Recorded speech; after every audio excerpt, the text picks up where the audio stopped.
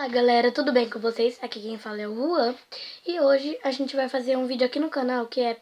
A gente vai começar a fazer os vídeos do canal que é de fazer os príncipes ou as princesas da Disney ou personagens da Disney virarem sereias ou tritã. E se vocês gostarem do vídeo, se inscreva no canal aqui embaixo, se inscreva no canal, ativa notificações, dá joinha, bastante like no vídeo. E bora pro vídeo que tá super legal.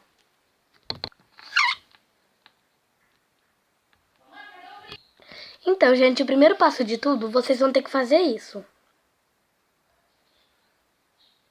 Depois que vocês fazerem isso, aí vai fazer isso. Isso vocês vão fazer.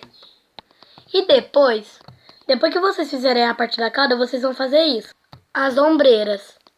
E por último, o colar. E foi isso o vídeo. Se vocês gostaram do vídeo, vocês se inscrevam no canal, ativem as notificações. E foi isso, gente. E se vocês quiserem ver mais vídeos, é só vocês entrarem no canal, ativar as notificações, que vai ter sempre mais vídeos novos. Então, galera, tchau!